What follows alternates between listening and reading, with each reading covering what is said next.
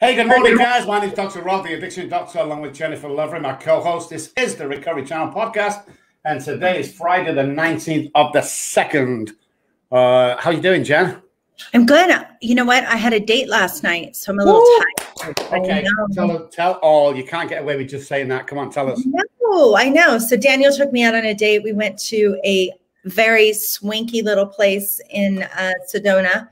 So, you know, socially distanced and mask worn, all the good stuff. But it was so fun to just be out and interacting and seeing human beings, which is tough in this world when, you know, not having interactions with people has been tough for the last year. So anyways, we stayed out late and we just had a really nice dinner and just got to talk and catch up. It was fun. You know, we need that connection.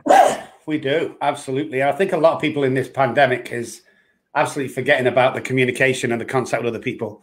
Yeah. You know, I always have a friend. He goes, I got 5,000 friends on Facebook. It's like, no, what you have, my good man, is plugged into the fucking wall. That's what you are. That's not going to get you by. We need that, you know, touch. We need that, you know, whether it's mass or not mass or 6 feet, we need that stuff. But yeah. I don't know. I think there's a lot of stuff going to happen after this all clears up, if it clears up. Oh, I think that we're not even aware of the cost that it will have cost us as humans to not have that contact. I mean, even just the waiter, like talking to him about, you know, he's traveled, he's from Italy. It was just, you know, interesting. Like just having that kind of connection was, you know, you forget how important that is, you know, and we do all this telehealth and the thing is it's great and it's not the same. I don't care what anybody says. It's not the same. Yeah. I was just saying before I had a telehealth with my doctor yesterday, and you know, he prescribed some medication that I'm not 100%, you know, agree with. And we chatted it out. But he said, it's not the same. I can't feel you. I can't feel your pulse. You know, I can't talk to you face to face. I don't know whether you're falling down, laughing, stroke. I mean, it's just really hard. But the only time that we felt it here is the last 3 or 4 days while the snow is, you just can't get out of the house right now. But before, when the pandemic was on, you know, we're out in the sticks, as you know, so we could get out, we could wave to people, right, you know, travel around. But right now, it's just like nothing for 4 days. And that is driving me a little crazy. I bet. I can imagine. So, guys, I know what you're thinking today. Who's on the show? Well, Jennie is on the show. Jennie Ketcham. You probably heard of her. If you haven't, she's absolutely awesome. Did a little bit of research on before you come on. Jen's actually been on her podcast, so she'll have a bunch of questions going on. So stick around, guys. We'll be back in 30 seconds after this short break.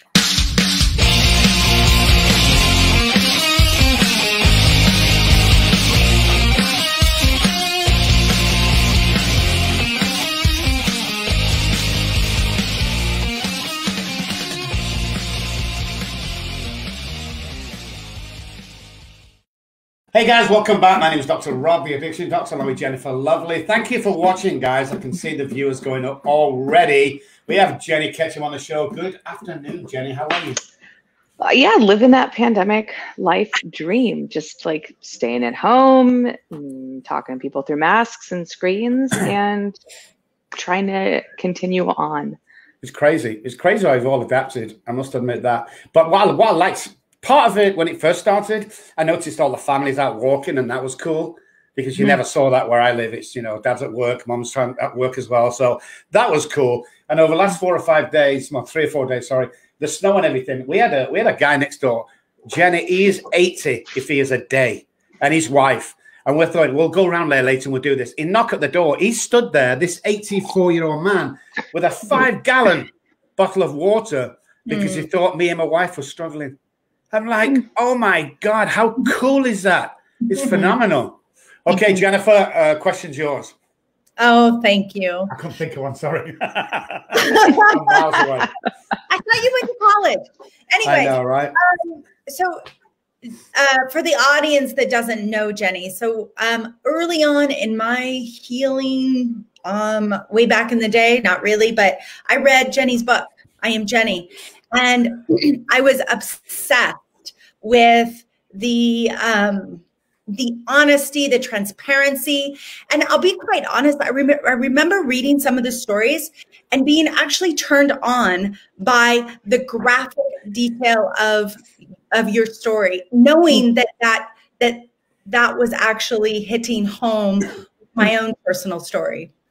And so if you guys haven't read I Am Jennie, especially you ladies out there, please read it, especially if you've gone through some adverse childhood experiences. So tell me a little bit about your book, if you would like to, but really I'd like to get to know more about how your history, drugs, alcohol, and a little bit about how you got into your recovery and now that you're a psychotherapist. I'd love to know more about that. Yeah, so I drugs, alcohol, how I got in. Yeah, it's an interesting task to sort of try to sum up like 38 years in like a nice concise pitch. And so here goes. So I started using marijuana at like 12, 13. God, it sounds pumpkin. I also have a 3-year-old in the room watching Cars right now. So we'll see how this goes. Hey, sweetheart, can you just do a double check on our little angel made out of sugar and everything we love? And I have a husband who's going to come by. So this is what a pandemic looks like for us right now. This is just sort of the reality of it.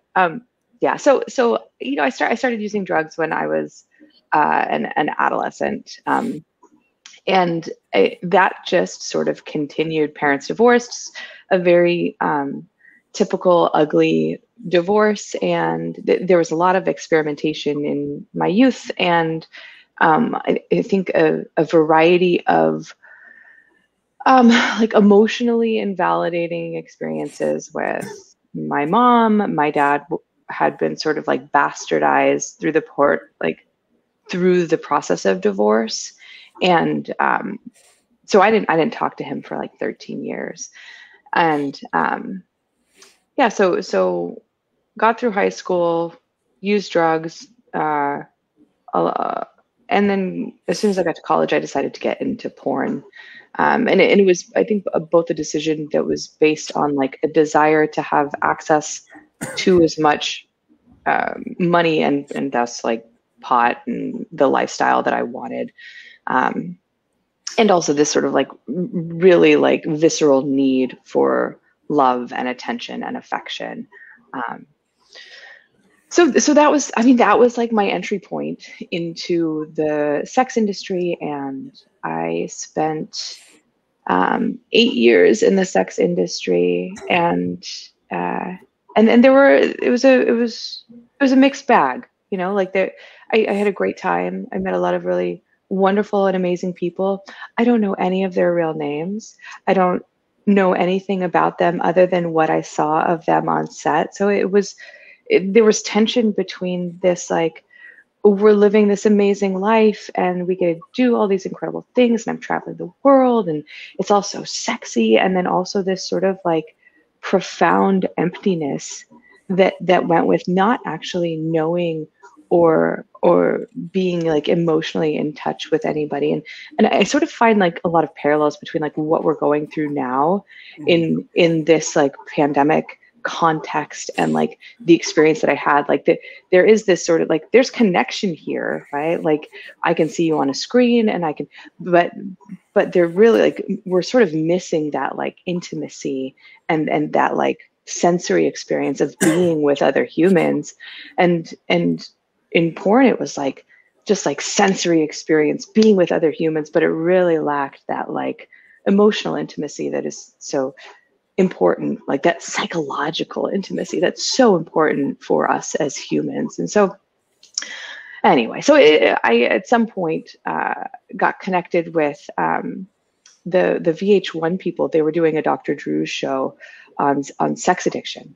And I thought, well, this is going to be the perfect launch pad for my career, because like I'm not a sex addict, like I'm a workaholic, right? And there was this sort of like cheekiness in how I went into that experience. And then what happened was I went into rehab, and I had in my mind, you know how sometimes like you have this like conceptualized version of how things are going to go, and then like when that sort of crashes against reality, you're like, holy fuck, like what just happened? I can swear. Can I swear? I can swear. I can swear. Yeah, of course. Yeah, okay, perfect.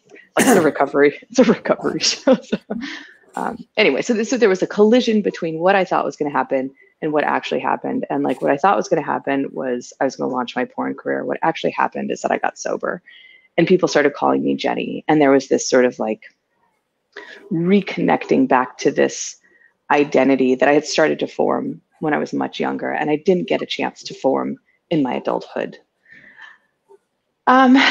Yeah, and so what led me to become a psychotherapist? So VH1. So I did the Dr. Drew show. I did Sober Living with Dr. Drew, like a wild and like profoundly meaningful experience that I think doesn't end up getting the credit that it deserves. But I actually, VH1 actually paid for like 3 months of free therapy. Like they knew they had opened a can of fucking worms. They were like, oh Jesus. So they offered aftercare, and the two people that they plugged me in with, Jill Vermeer, she was one of the therapists from the show, and then a guy named Dr. Reef Kareem. He was a psychiatrist working out of a place called the Control Center, which I think he's since sold, but he was like an addiction specialist, and plugged me in with both of them, and they both continued to see me for like 2 years, 3 years after the show for free. They didn't ask anything of me. And I mean, perhaps, I don't know, I have a lot of stories about like why, right? But like, I have no fucking idea why. They just kept seeing me. And I kept showing up, and my life kept getting better. And I kept seeing like these really like amazing changes in all of these different life areas. Like I went back to school, I developed this like really meaningful relationship with a person who is now my husband and like the father of my daughter. I started developing like friendships and like hobbies and things that like meant something to me. And I started to have this vision of what my life could be outside of alcohol, outside of using other drugs, and outside of sex work. And it was really a transformative experience. And so I made the decision to like be a part of that and to be a part of that for other people. I like that. I like the way you went back and helped other people. Let me go back real quick, because sure, there is an emptiness inside the addict and alcoholic that nobody else has experienced because of the way our brains are different to other people's. That loneliness and emptiness is almost like a pain that doesn't go away 24 hours a day. So with that being said, go back to the abandonment, because it was there somewhere. I want to know about that. First of all, when was it? And secondly, when did you realize that was tied into the addiction? Yeah, I think that is a great question, and one that I don't know that I can accurately point to. I think I can point to a bunch of different data points that like pop up in my head, and I do so like while also recognizing that like I have a negativity bias, and these are the points that I have identified, not to say that they're the right points. So, I think in terms of my model for what psychological connection looked like, my parents were not intimate. They didn't like, I didn't have an opportunity to imprint on them in a way that was like meaningful. My mom, bless her heart, like she has her own addiction stuff. And I mean, yeah, I hesitate to diagnose her, but we don't talk. We are estranged, right? And so like the relationship that I had with her was also like chronically invalidating. And so I think there was like an emotional abandonment that happened pretty early on. She had her own priorities. And I wasn't really allowed to have like emotional experiences without them becoming her emotional experience. Like enmeshment. Yeah, definitely. Yeah. So just quickly, Jennifer. So Jennie, did that abandonment and the relationship broke down and no intimacy being shown, but more enmeshment, did that influence the porn career? Because of you wanted to be loved or wanted to be really? Yeah, I think it probably primed me to make those decisions. Like I think it made those decisions work for a long time, and until they ultimately didn't work. I think it served a purpose for sure. And I think in the same way that like we often use alcohol or drugs to like numb everything because it hurts so much, right? And it's like, oh, well, this is a wonderful numbing agent until it stops numbing us. And then we're like, oh God, everything still hurts. And also I've lit everything on my life on fire. Yeah. So I think there was like enmeshment and stuff with my mom when my parents divorced. There was a lot of stuff there, and like, you know, my mom started spending a lot of time at work. And so like the one connection that I did have that was psychological with somebody, even though it was like relatively unhealthy, that became absent as well. And yeah, drugs and alcohol was just the thing that made sense to make it work. There he goes. I love him. So get him on. Yeah, it's the best. Yeah. That is so funny. I love that we have become much more human inside the pandemic and allowing our lives to just like, this is what's happening. My dog's barking. My husband's walking behind me. My kid's crying. I love that allows this connection that before we pretended like that stuff didn't exist. Yeah. Yeah. And this is what it is. This is what it looks like. Yeah. Yeah. So you get through, you know, you're in the midst of porn and you're on VH1 and you begin the work. Talk to me about the resistance that showed up inside of the work of recovery from even being called Jennie as opposed to your other name that you used. Talk to me about what that was like, or was there resistance? Yeah, I mean, I think there's resistance at every pass, right? When they called me Jennie, I was like I would walk down the hall because it had been so long since anybody had called me Jennie, and I didn't know who they were talking to, and it took a lot of stepping back for me to be able to identify like a sense of purpose that was outside of this identity and this like piece of content that I had really developed about myself. And there's resistance in that, right? Like there was a lot of safety in being Penny Flame. That it was this sort of really finely tuned, predictable vehicle for existence. And it also contained a lot of pain, but it was also something that like I had structured well and served a purpose. And so sort of like letting go of that piece of content as the defining thing about me was really challenging, and it took a lot of work. I think, you know, I mean, I was, and I know there's a lot of like, don't say the word in public stuff. I was in AA for a long time, and like, I think the step work really helped me to do that. I think that it's funny because like going into step work, I had this sort of idea about like repentance and like making things right and like the amends process, right? And you know, I mean, hindsight is always 20/20, but now having quite a bit of distance from actually doing amends work, I see so much of it. Like it's not about atoning for my sins. It's about like really coming in contact with forgiveness. And like, that is such a different perspective than I went into that work with. And that's something that I've really been cultivating in my later years. And I mean, I started drinking again. So I got sober in 2009, April 2009. I was sober for about a year and 2 or 3 months. And I thought, nah, it's probably just the cocaine and like, you know, porn. Those are probably the things that were problematic. Probably not whiskey.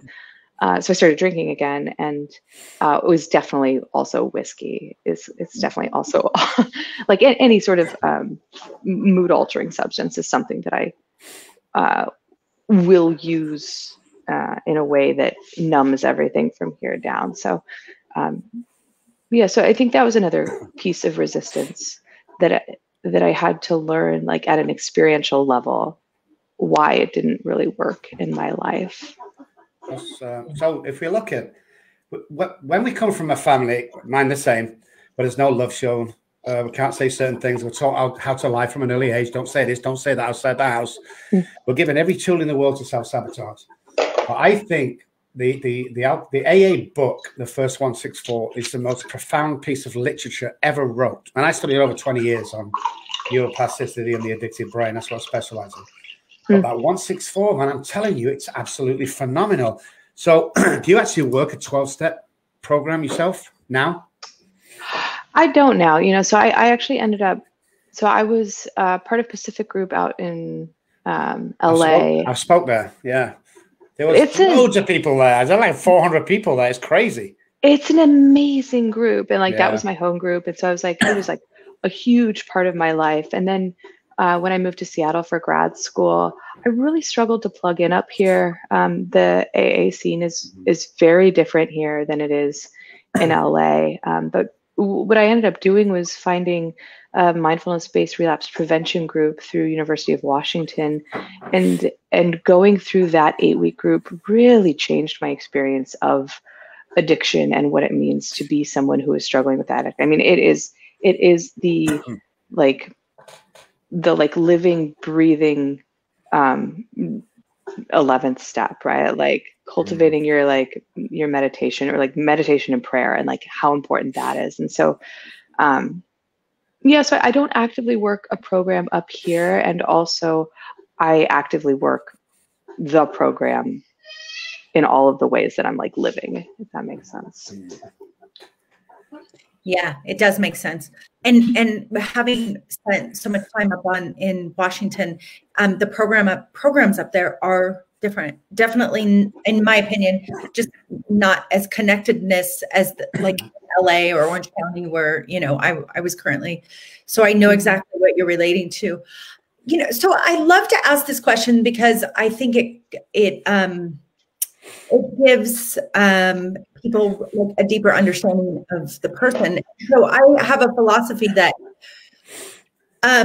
our struggles are kind of like when we are, it's like a chicken inside of an egg, and it's really trying to crack open and be born, if you will. And I imagine that that's what our souls are experiencing as we're trying to crack open and find who we truly are. And I'm curious, what is it that wanted to crack open inside of you, Jennie, that you weren't able to do in the midst of your suffering? I think my own like common humanity, like, you know, I think part of addiction says that like, this is only my problem. And it has this reinforcing quality to it that makes us feel so alone. And I think in coming in contact with our pain, we also get to come in contact with our shared humanity, right? Like, I am not the only one who suffers in this way, and I'm not the only one who experiences pain in this way. And I don't know that I have cracked fully open yet. I think it is this like lifetime cracking process, right? Like, for example, I just joined this group at Spirit Rock called Year to Live, and it's like a year-long meditation on death, and like from Stephen Levine's book, and it's just like, it's already proving to be like the most profound experience of my life, and it is like framing all of my decisions in terms of like if I only have a year left to be a human, like how do I want to choose to spend my time, right? And so I think for me, like, the cracking open is this like continued recognition of like, I am here, and sometimes pain is here with me and in me, and how will I choose to live in the presence of this pain with my common humans, like with my people, like with us. I know that Jennifer has a saying, and it's, you know, if we live to 85, let's say, and you take your age now, that's how many summers you've got left.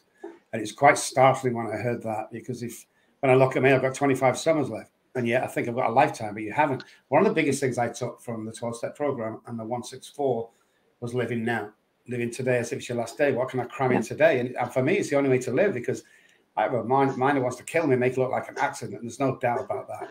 So I have to be careful and use these tools. But I also think, interesting point what you just said, and figures show, this is not my opinion, figures are showing that success rates of AA have plummeted to less than 7%. So people are searching out other means of recovery. And from what I can see, it's working. It really is working. Because what happens at AA is we allow these treatment center guys to come in and take over by these heavy drinkers who just want to talk about shit for 20 minutes and get the voice heard, and they've never worked the program. So there's imposters in there. So you got to be really careful. Best time and worst time, Jenny? The best time of your life and the worst time of your life? Oh, Jesus. Already I'm going to start crying thinking about both. So 3 years ago, so my daughter Elsie, right? She's 3 years old. 3 years ago on January 21st, that's my sobriety anniversary. We threw our baby shower, and then the next day I found out that my dad had terminal cancer. And they gave him 2 to 6 weeks to live, and Elsie was due in 4 weeks. So I moved we moved all of our prenatal care down to Vancouver, Washington, to be with my dad when he got transitioned into hospice. And that time with him was just the best and the worst time, because God, you just come in contact with what really matters as a human. And it is these relationships and the people who have grown us, for all of the shit from my childhood with my mother. My father really was this protective factor in my life. And in that time when he was in hospice, there was so much healing that happened on the footstep of death's door, and so much forgiveness and so much acceptance. Getting to see him, he asked the oncologist, she came in and gave him this spiel about, oh, you can do this and you can do this. And, and he goes, cut the bullshit. If you had my diagnosis and you knew what you know, what would you do? And she goes, oh, I would go straight to hospice, and he goes, okay, sign me up. And they took him off all of the meds like that. What a gift to get to see someone turn towards their final moments with such grace and integrity and acceptance. So getting to walk through that and not needing to drink to deal with it, and not needing to use, and I heard this when I was in the rooms, they'd be like, yeah, I walked through my parents' death and I didn't need to drink. And I was like, that's fucking absurd. There was this sort of obviousness to the statement that I thought was so painfully contrite, and then walking through it was oh man, I got to be present for that. And then so he died on February 13th of 2018, and then it was Valentine's Day, and then I got a C-section and my daughter was born on the 15th. And so best and worst week of my life, best and worst month of my life, and also just a testament to the human spirit. Yeah, that's beautiful. Thank you for sharing that. I have some obsession with, from because it teaches us how to live. Mm-hmm. And there's a guy up in San Francisco, BJ Warren. Do you know who I'm talking about, Jenny? He actually he was at Princeton, and he got electrocuted, lost some of his limbs, and it brought him very close to death, which then he became a doctor, and he opened up a Zen place for hospice where we can to die gracefully. And so I was just watching a documentary on him, and it really is such a beautiful space in which we're able to see both. Yeah. And so I'm my condolences, and I'm so sorry. And at the same time, what a beautiful experience for you to have with your dad, especially in terms of like, we can never make up time, but that you got to have that time with him. Yeah. Thank you. I like that. Yeah. Wow. Stop making us cry, Jenny. Oh my God. That was all in tears in a minute. I mean, it's just, yeah. The thing I like there though is, I don't think, Jennifer, we've had, you know, the worst and bad that I always, the worst and good that I always ask. We've never had it in such a short time. I mean, goodness me, within a few weeks. I mean, usually people go back to the childhood and go, oh yeah, this happened, and then 50 years later, this. You had it all in the same month. I mean, I don't know whether that's good or bad, but you know, God bless you. Yeah, it always makes me smile a little bit when I hear people in 12-step rooms go, "Oh, you know, my mum died, but at least didn't drink." What the fuck has drink got to do with this situation? You know, this drink's a symptom. It's how you cope. That's when you find if someone's truly in recovery. How do you cope when this shit happens? And I love what you said. I get to walk through. You didn't get to go. You get to walk through it. The experience, the compassion, you know, I mean, it's just mind-blowing, absolutely mind-blowing. Guys, Jennie Ketcham's on the show. We'll be right back after this short break.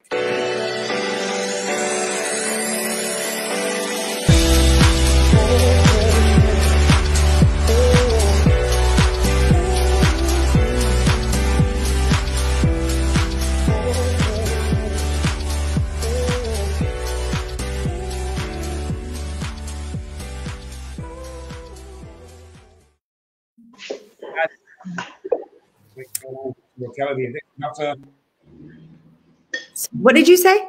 I missed you. Jennifer Lovely and Jenny's on the show. Jennie Ketcham, great story so far. I think my system was slowing down. Yeah.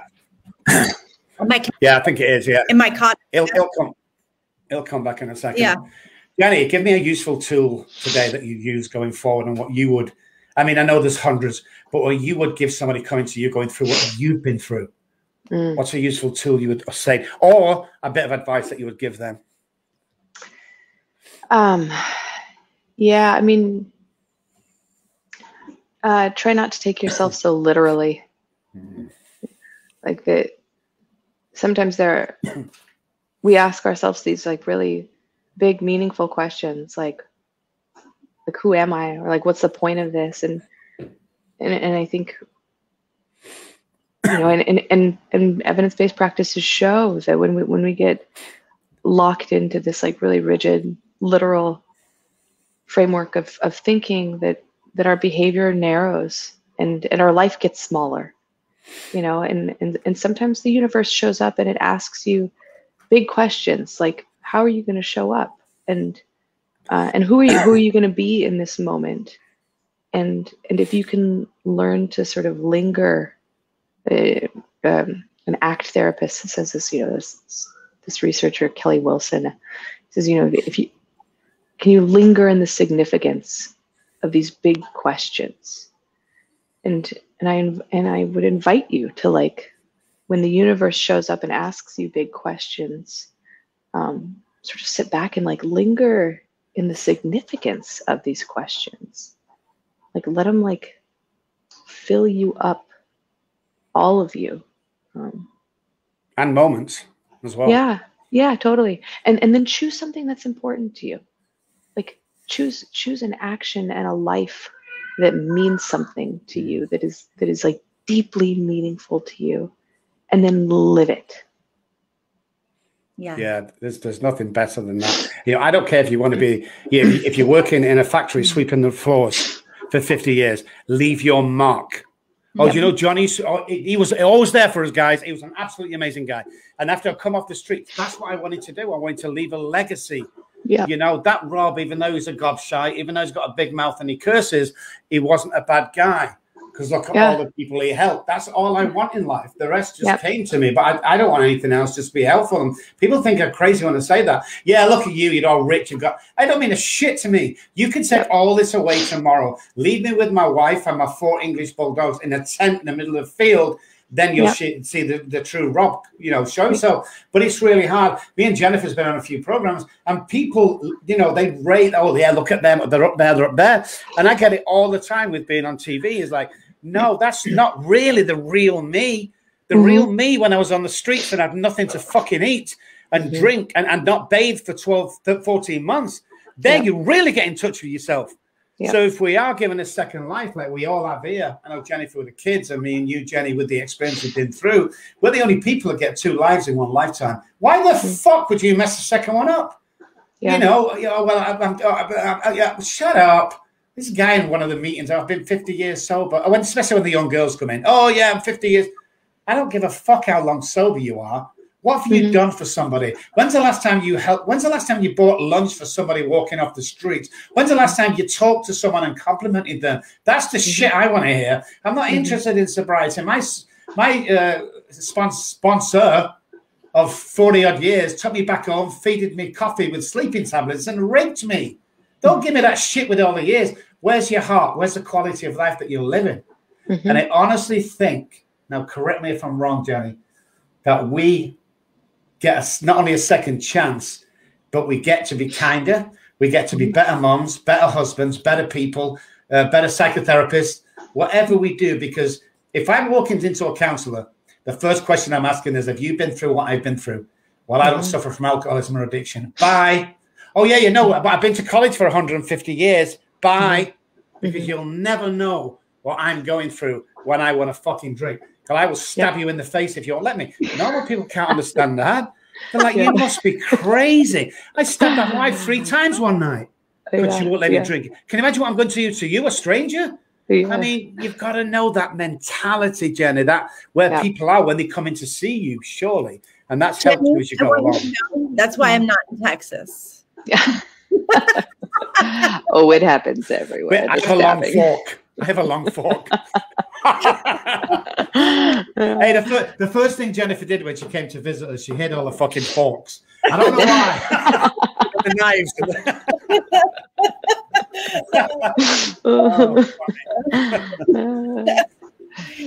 Rob, I wasn't sure if you were going to ask a question, but what I was really curious is you've gone through, you've had really a beautiful life, Jenny. I mean, in terms of like when you look at even the muck, I mean, even in all of it, it was so much beauty. I mean, I could see that as I read your book.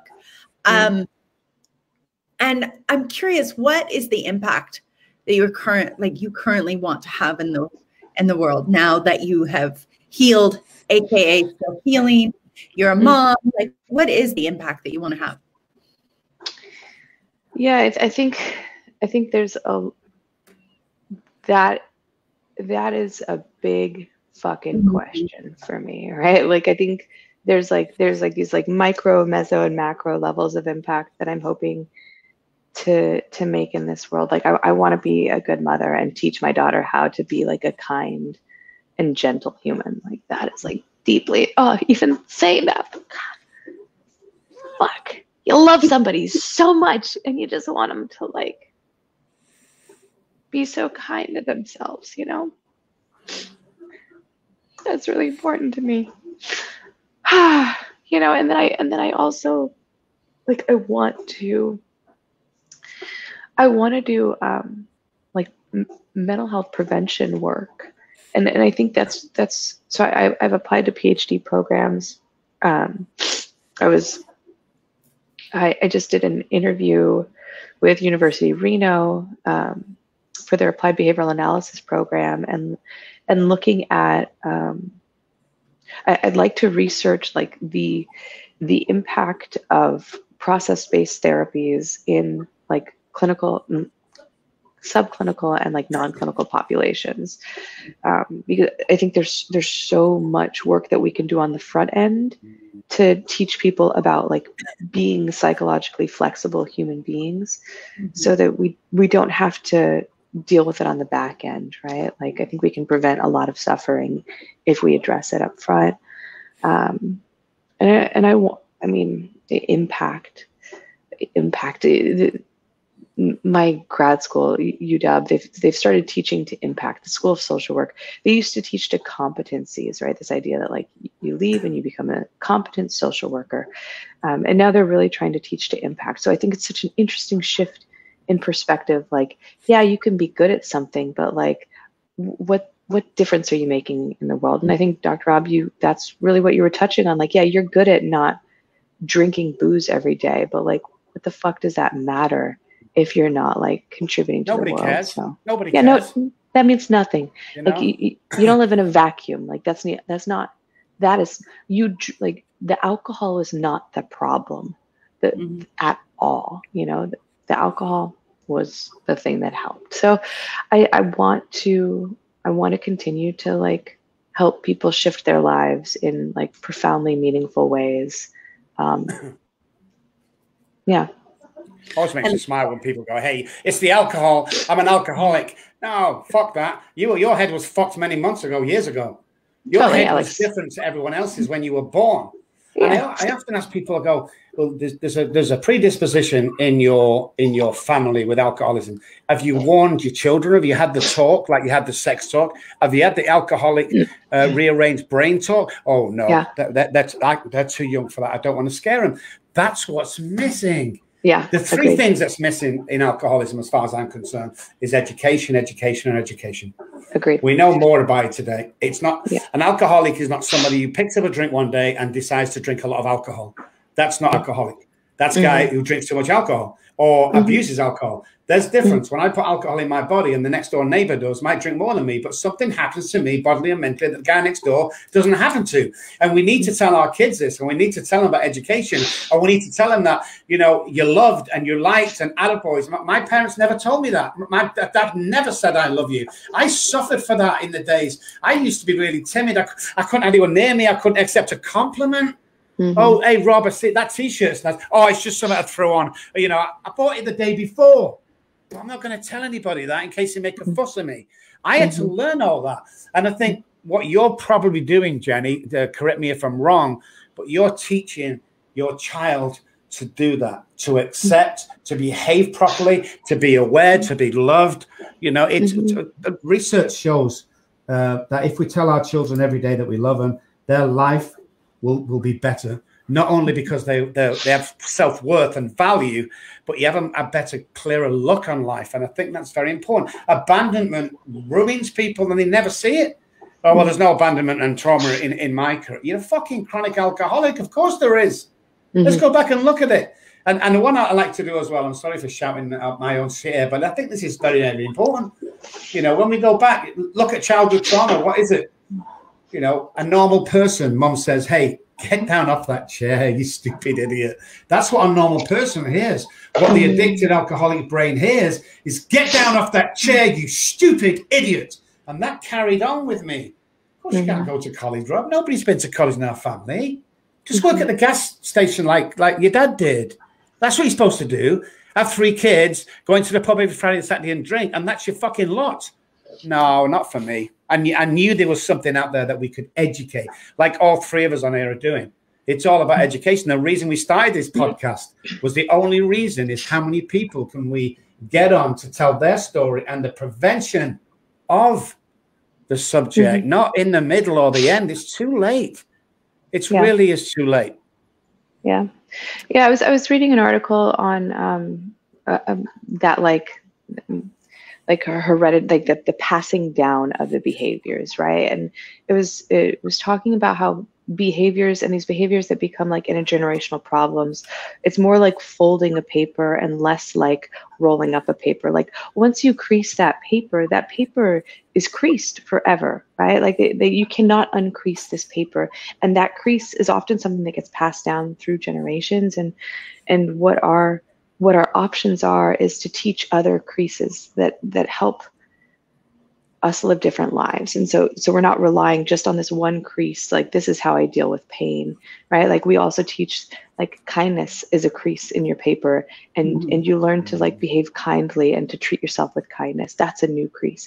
And suddenly your whole paper is creased, and it's not just this one crease that's informing how you show up in the world and how you respond to the world. Like we can't just like unroll ourselves and be like, oh, the next generation isn't going to suffer in this same way. Like the paper has been creased, and this crease will get passed down. And so I am being really intentional about teaching my daughter other ways to crease her paper when those moments of suffering and pain show up. Yeah, for sure. I love that so much. And I think, and like for me, getting healthy, I mean, lucky for you, you're healthy before she's growing up, right? So for me, it's like having to redo all of, you know, the stuff and recreasing the paper and really show them that, hey, mom has recreased the paper, so can you, you know, as they're adults, you know? But the other thing that I don't think that we talk about very much, and maybe you do, Jennie, in your practice, is, you know, what was right about addiction?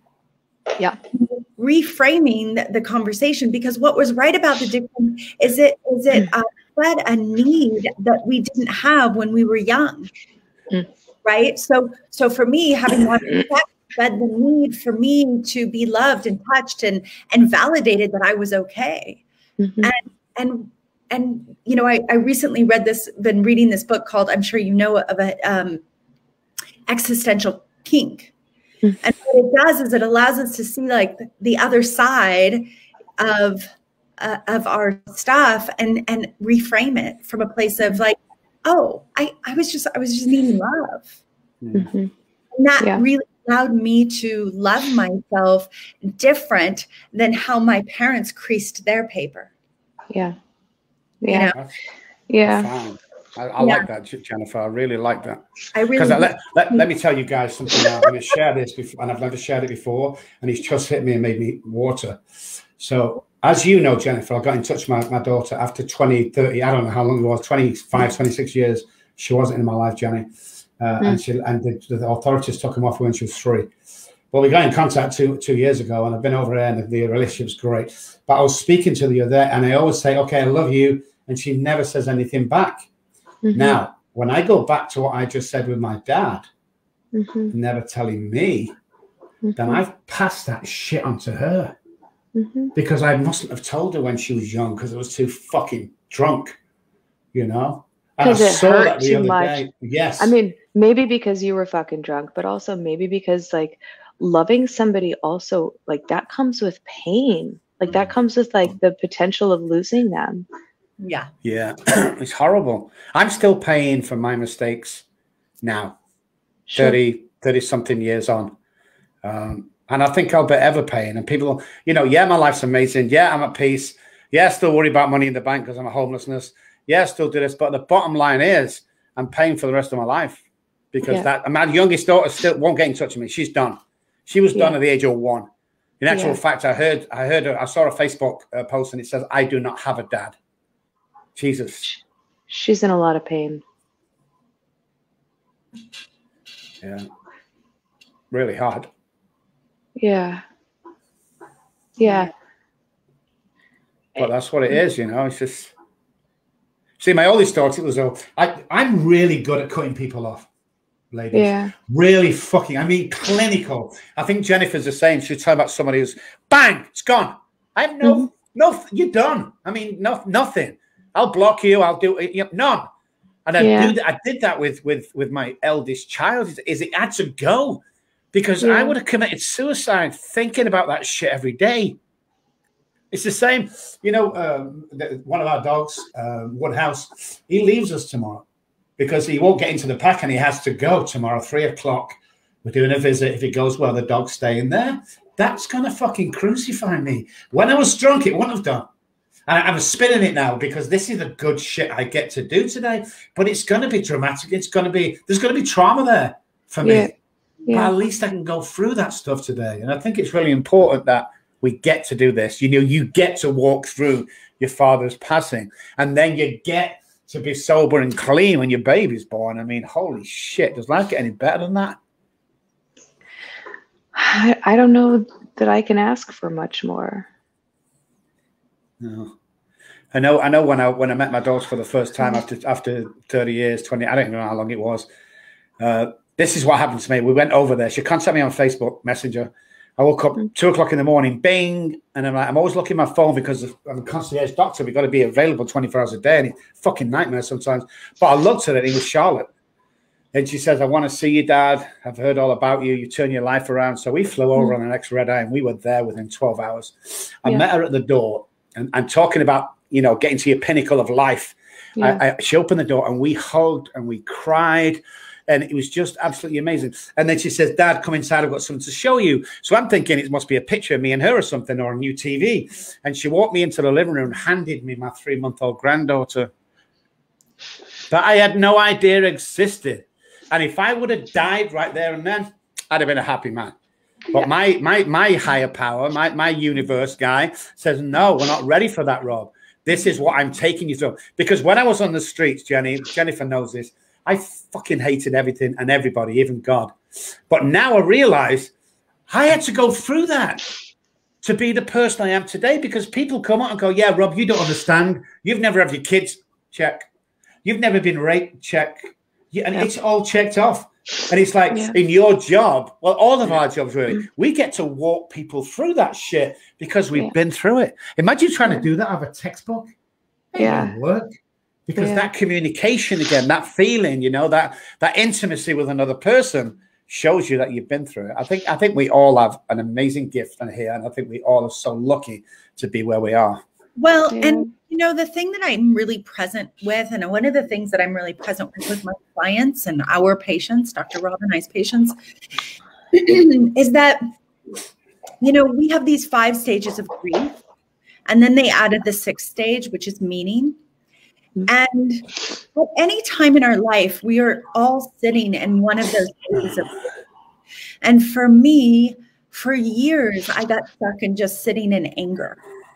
I couldn't get to acceptance. I couldn't get to, you know, this self-love. And now, you know, as I've, you know, done deeper inner work and been able to be with and walk through the pain, is like, I'm beginning to see what the meaning behind it is. I can actually put all of the dots together as to, oh, that's why this happened. And oh, that's why that put me here.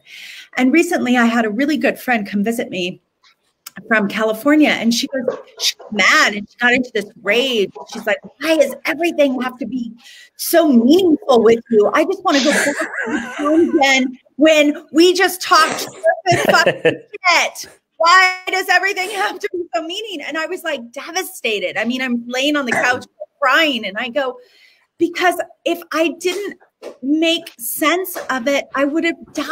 I would have killed myself. I mean, how, you know, so when we begin to look at all of that, my question to you is, Jennie, is what is the meaning that you've made of all of that? Yeah, I think, you know, there's a saying and act that you find your values in your pain, and you often find pain in your values. You know, and I think every moment for me that has been meaningful has also contained some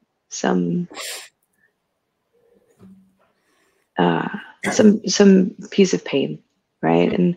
And for me, I look back at my life, and I think the thread that weaves together meaning is my value for connection. Like, I think that is what led me into the adult industry. I think that's what prevented me from giving up drinking for a long time. Like, how am I going to socialize with people, right, if I'm not in a happy hour? Like, I think that's also something that led me into psychotherapy, and that weaves together the time with my daughter, is this, like, connection and relationships and intimacy are really important to me. And I think I can hold really tightly to that meaning, and I sort of crush it like a butterfly, you know, like the things that are important to us, like we got to hold them like butterflies. And I think when I hold really tightly to those, that it dies in my hands. It just turns to mush. But I think in recovery and in this like ongoing healing process, I'm learning how to like hold the things that are important to me like I would a butterfly. I love that. Absolutely. Not sure where Jennifer's gone. She'll probably pop back on in a second. Just mate, listen, Jennie, you're just an amazing freaking person. I mean, I've done it all, seen it all, you know, I do a lot of TV, I hear a lot of show, I've read books and everything. I do all that shit, but I'm telling you what, I've never been so inspired about your story, about your bravery, about just the way you're walking people through this. I mean, it's just an absolutely phenomenal story, just like all of ours. I like phenomenal stories. I mean, I got dropped one day and I'm in a program. That doesn't interest me. You know, where's your courage? Where's the passion? Where's the struggle that you've been through to help others? Because if you haven't been through it, you can't do that. So I'm curious to know, when you came out of the industry, and you was going around your normal day and somebody called you Jennie, how did that feel? Disorienting, I think, is probably the best descriptor for that. You know, I think I got stuck on an idea, and that's sort of what I was thinking earlier when I was talking about like taking yourself too literally, like I am Penny Flame, right? Like, and then the sort of like lingering in the significance of like, who is Jennie? And so as that question, as the universe, as Dr. Drew, and as people started to pose this question of like, who are you? It was like, fuck, I felt like I was like somebody had like plopped me down in the middle of a Walmart. It was like in the gun section. Like, how the fuck did I get here? Like, what? Where am I? Like, I have no idea. Like a relapse. Where am I? Yeah, exactly. Right. And I think sort of like reorienting to not necessarily who I am as this like piece of content as like Jennie, right? But like reorienting to like, what are the things that like matter most, and what are the things that fill my heart? Like, those are the things that I can walk towards. And in that process, I start to see like my actions and my experiences start to be the things that I rest on, because my mind is always changing, right? Like I'm good, I'm bad, I'm a piece of shit, I'm sober, am I sober if I'm not in AA? Like, what is this? Like all of these this regurgitative like ongoingness in the mind. And after a period of time, like I look back at my experiences, I'm like, oh, I am someone who did this, and someone who did this, and someone who did this. And all of my actions start to build up to this sense of like who I am in this world and in this life. And like those actions really dictate who I am, and reinforce that I can choose who I become. Yeah. And it really sounds like, you know, your circumstances had nothing to do with who you are, right? It's like, who are you here, right? When you take all of that away. I love that. Yeah. We didn't really get to talk about your new book and you were what you've been studying around the subject of this book. So I'd love to just, if you could give us, you know, a quick snapshot into what you've been working on there. Yeah, so I'm in the process of shopping around a new book on problematic smartphone use. And so examining the relationship that we have with technology and with screens and devices. I really do think, I don't want to say like, oh, it's the next big addiction. And also I think it is a thing that is consuming our attention and taking away from the precious moments of our lives. And so I created a 30-day, call it the Phone Zone Challenge. Right now, if it gets sold, it'll, like, I don't know if they'll fucking change it, whatever. I'm flexible, right? What's a name? But it's a 30-day curriculum examining the relationship that you have with your device, and it's designed to help you come off of autopilot and start to make really intentional, values-driven, committed actions, whether it's with your phone. Like, I'm learning Spanish through my phone. Like, that is a values-driven action. Like the phone itself is not the bad thing, right? So, so starting to look at like, what is the impact of screens? What is the impact of being on autopilot while you're on your screen and like while you're in your life, and doing some work around that. And but where can you find that? So you can't find it yet because I'm in the process of shopping it. So if you're a publisher, holler. Yeah, so it is in the works, and I'd love to come back and talk about it when it gets sold. I think we're missing that as well. Is the only reason that drugs and alcohol seems to be a problem, why people can't figure it's an immediate effect whenever we take drugs or alcohol. What we're not seeing is the immediate effect around cell phones and stuff like that. Again, we love doing research. We used to have a research girl that went and did this, and They ask 100 people, what's the first thing you do in the morning? And like 89% said, I get on Facebook, see what I've missed. Now, when that happens, we got a problem, but we're not going to see it. Something like 20% of people that have abducted or raped on the streets have been either on an iPod or music system or the iPhone, taking no notice of the outside world because you're dragged into that phone. I see people out for dinner and they're texting each other. What the fuck is that all about? You know, especially kids. It's like you can't really have communication with anybody unless it's through your iPhone or a computer.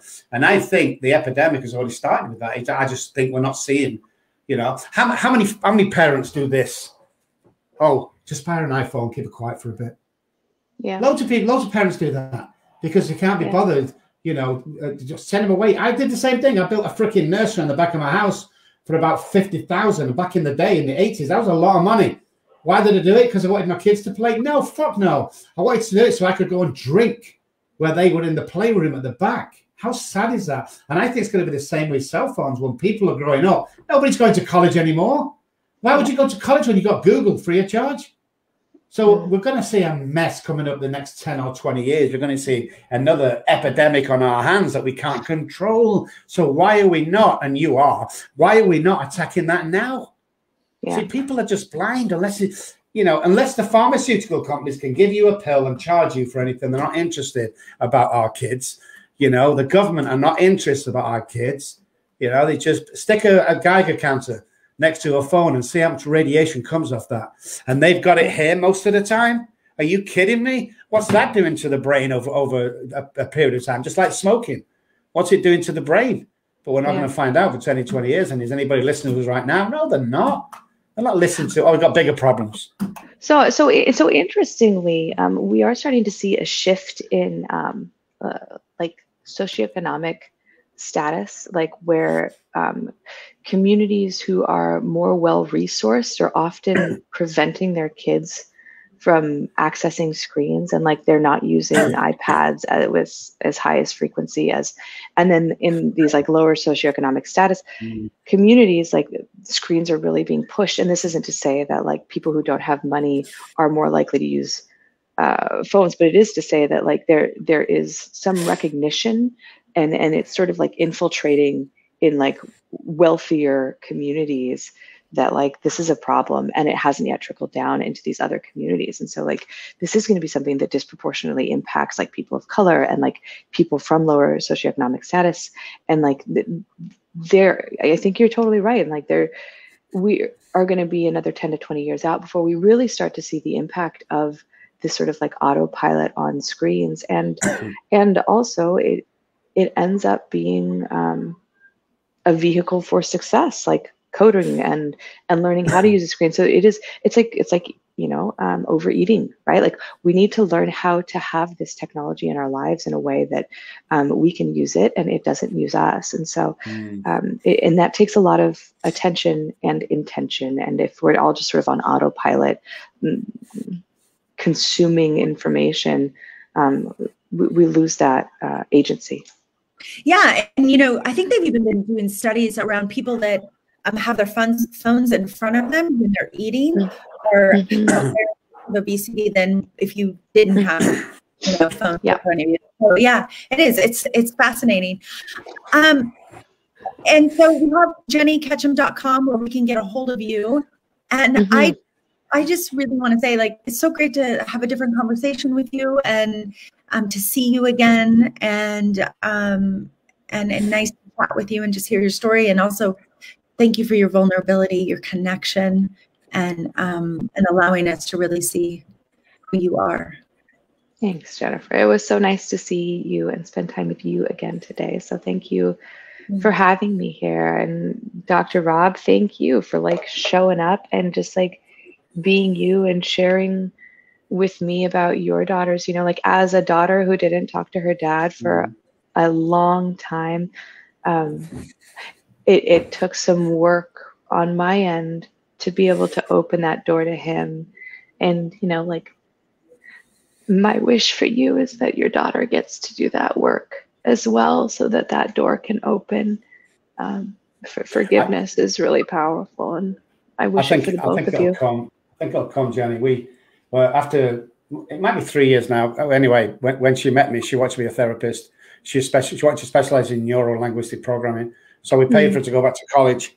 And she does our free stuff now. We get pro bonos that me and Jennifer's, she just can't fit it in. So she hasn't actually had one. Well, she had one, it didn't turn up, but she hasn't actually had one yet. But, you know, she then becomes a therapist for us, which is just mind-blowing that it's turned around. But yeah, Jennie, oh, just unbelievable. Oh, by the way, guys, welcome to the longest show on the Recovery Channel podcast that we've ever done.